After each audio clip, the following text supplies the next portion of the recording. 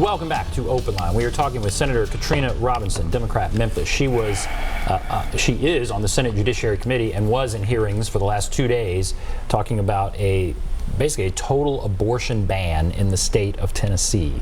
Let's go to the phones. Let's go to Lisa. Hello, Lisa. Hi. I'd just like to say we need to stop abortion in Tennessee and let the person that's gotten pregnant take responsibility and go ahead and finish high school and take care of that baby. There's just too many people who've got the parents is relying on them. When you're an adult, you need to stand up and be the adult, not the child. Somebody taking care of your child, you should take responsibility. Okay, so you say stop abortion in Tennessee, and yes, people should take responsibility for their children. Yes. Okay. And I feel like that, how can you, just say, okay, let me get pregnant, I can go fix this. That's too easy, and plus it's murder. I think we need to stop it. Okay. All right, Lisa, thank you. I know Lisa's not alone in thinking that this is an easy fix, and that, and she said it was murder. What do you say when you hear Lisa there? I say it's inaccurate. If you look at the data, research shows that most abortions are sought by married women, women who have children or have had children before. So it's not a means of birth control, and I think that's a common misconception. And you can't just say, take care of the child. 40% of women who have sought an abortion say that they don't have the financial means to take care of the child. And so there's so many other issues that go into play when we're talking about how people seek or why people seek abortion. We can't just pigeonhole this into one sensationalized reason. Mm-hmm. Yeah, and that was the other thing, take care of the child. What do you think when she says that? That if you're old enough to make this decision to have sex, then you need to be old enough to take care of your child. What about the ones that are not old enough? We have to think about everyone. Everyone does not have the same circumstance. I can say that when I was 19 and I had my son, I didn't have the means to take care of him. I figured it out, but some people are not as lucky or not as blessed to do so. And we have to be cognizant of just the diverse group of people that we represent. Let's go to Carol. Hello, Carol. Are you there, Carol? Go right ahead. Shalom? Oh, sorry. Go right ahead. Yes, go right ahead. Okay. All right. Can you hear me? Yes, ma'am. Oh, good. Yes, thank you for your time. I just want to add that when I heard about the 6-week heartbeat bill, I thought, well, that's all good. I think this should make it a little longer. I'm not a doctor, but it just sounds really short. But a woman who has unprotected sex and knows that she could be pregnant should make her best effort to go get a blood test right away. And that's why they should fund these clinics so that a woman can go and get that blood test and get that off of her mind and take care of, God forbid, she can't afford to have a child. She might be living in poverty, cockroach-infested apartment. Maybe she's at work and she can't get to a blood test, or a doctor's not available. With our circus of a healthcare system and the fast pace of life and the red tape, a lot of people, especially those that are on the poor side, middle class or below middle class people, find it very difficult to get that birth control and are struggling to survive, even with 2 incomes. Bringing a baby into a world of poverty is the scariest thing Jesus Christ could ever let happen. And I love babies and I love life, but my God, I had an incident where my car was run into. I had no way to get to the hospital.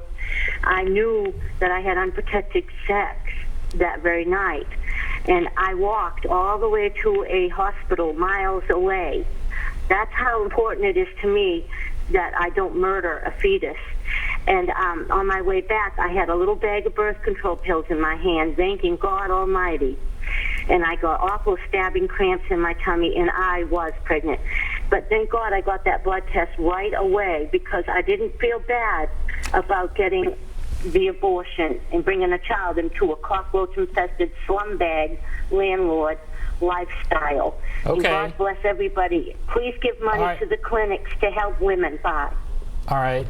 Wow, that's a lot there. But now, what do you think of what we just heard? I feel like we heard both sides almost right there. You heard the conflict there in the person's view. So, you know, you can't have it both ways. Either you are pro-life, meaning I am for supporting the child from when I think that their life is conceived all the way through college. That looks like health care, where you won't have to be confined to the restrictions that the college has talked about. That looks like support for the mother if she does have financial difficulty and can't bring the baby into the world without it being in a cockroach-infested slumlord environment. Like, you have to, if you're pro-life, then you're pro-life past birth. Let's go to Joe. Hello, Joe. Joe, are you there? I am. Thanks for taking my call. Yes, sir. Go right ahead. It just, you know, listening to everything the senator's saying, it sounds like there's every reason that a woman should be allowed to have an abortion whenever. I mean, she throws out that women can't afford, some women can't afford to take care of the child, some can't afford to have birth control. But the most abortions are from married people, and that it's confusing to me. If they're married and they can't afford birth control, I mean, it just seems bizarre to me that what are they doing? Where are these people living? It's the 21st century. I mean, it doesn't take that much to have birth control. It just doesn't. And so if they're in poverty and they're you know, having babies, why can't they protect? Why can't a woman say, you know what, wait a second, before we do this, let's think about the consequences. Now, is it just the woman's responsibility? I mean, should the man say something as well? Well, maybe he wants to have a child. Okay. All right, what do you think of that? Yeah. So I think it's the couple's responsibility to make the decision, as I think it's the couple's responsibility to make a decision as to whether or not they need to terminate the pregnancy. And the reality is, we live our own lives. I live a reality that's different from yours, and of course I live a reality that's different from Joe's. But we have to legislate according to people's reality. The reality is, I live in a district where 47% of our children live in poverty. And their parent, they may have two parents, some may not have parents, but everyone's reality is not the same. Yes, I stated that most abortions accounted for are from women who have either been married or have had children before, but there's also 40% of those women who say, I cannot afford to take care of this child whether I'm married or single. Okay. Let's go to Carol. I believe this is Carol. Are you there, Carol? Yes, I am. All right, go right ahead. And I am just totally convinced that with all the birth control methods we have, women need to be in control of their lives. If they don't want to have the baby, then they need to not get pregnant. And there's no excuse with all the birth control methods.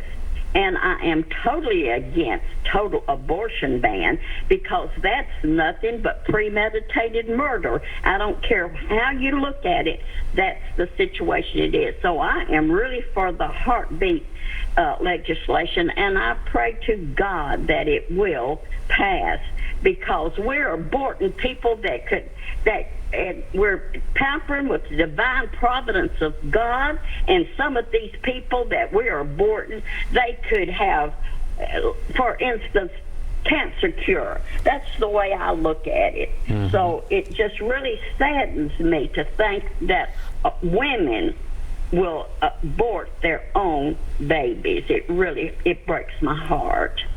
Okay. All right. I'm going to let you respond to that. Then we're going to go to a break. We'll take some more calls here. I mean, that encapsulates what people are saying, and it kind of touches on some of the stuff that's been said before. But you know, what about that? What do you say to what you just heard there from Carol? You cannot equate terminating a pregnancy to murder. Again, that's the reason why federal law exists, that the child cannot be viable and you seek an abortion. You cannot equate terminating a pregnancy, which is a medical procedure and part of medical care in a woman's prenatal care, if that is the decision that her and her doctor make, you cannot equate that to taking a life. And we had a witness who basically equated the Democrats' platform of having a woman being able to make a choice to us being murderers. And I totally took offense with that, and I probably got a little bit emotional about it because I love my children. I love other people's children. I have been in a position where I had to make critical decisions about my health care, and there are thousands and millions of other women who have to do the same. And you cannot chastise with one hand and then say that you are a Christian and you're fighting the good fight of Jesus Christ. You can't do that. If you're passing judgment on a person, if you are so far to the right that you think that this is part of Jesus Christ's mission, when there's a separation of church and state, of course, but we want to make sure that we're preserving every life. And when a life gets here, say for instance a teenage black boy gets shot in the street, we have nothing to say. We're not pro-life when it comes to that. So why are we so bent on us interceding or interfering with a woman's ability to make her own decisions about her and her child? So that language, when you hear murder, that really upsets you. It really does. And was that said in this hearing a lot? Yes. And what did you say? You said you got emotional. Well, there was one gentleman who decided that he was going to make this a political rant, meaning this is a Democrat versus Republican issue versus a human rights issue, and his rant was geared towards we need to re-elect Trump in 2020 if we want to overturn Roe versus Wade, and Democrats would murder babies in the nursery if they could. That's what they do. And I took very, very, very much of an offensive stance to that, as well as because there's only 2 Democrats on the committee, and of course I'm a little bit more vocal than my counterpart, but yeah, it was very emotional to hear that you're going to sensationalize this issue into Democrats versus Republicans. And we're getting there. I mean, right.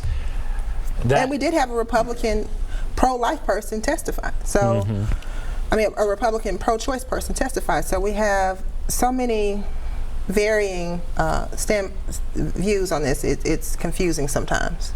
Yes. What are we really doing? All right, we're going to take a break. If you're on the line, hold on. We'll take a break. Be back right after this.